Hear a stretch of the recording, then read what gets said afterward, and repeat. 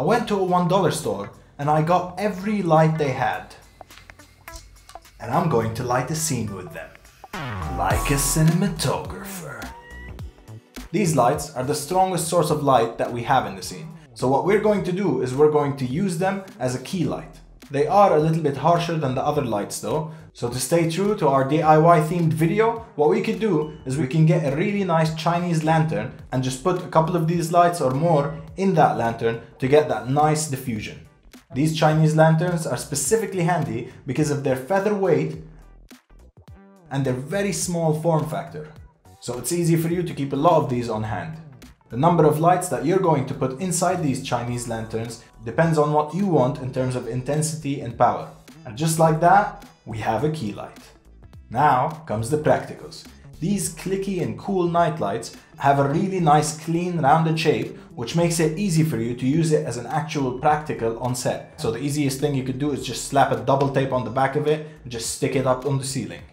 These will lift the ambient look a little bit and they give us this dingy, gritty corridor look. Awesome! Now let's see how the first scene came out.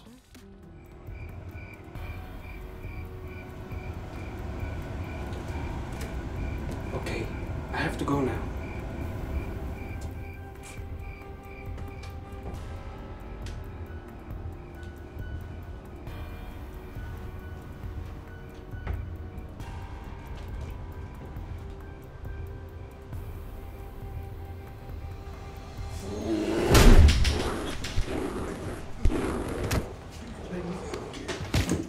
Awesome!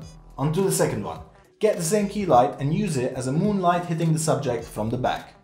Now get that shitty laptop light and just plug it in and use it as a practical in your scene.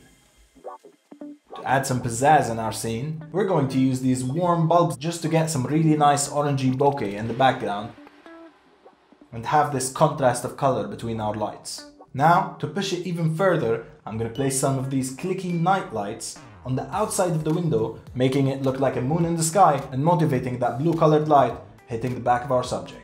And here's a tip for you: when you want to take a shot of the actor's face, just make sure that you switch the laptop lights so that you use the really soft bulb one that has a really nice quality to it.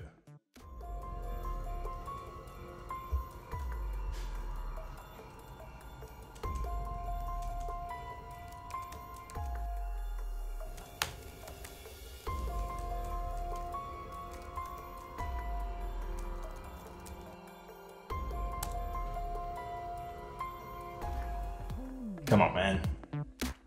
Shitty $1 lights? Fake moon? Anyone who tells you that you can't make a really good film because you don't have this camera or you don't have this light, they could suck a big old lollipop. And for more awesomeness on lighting, make sure to check this video. CineStuff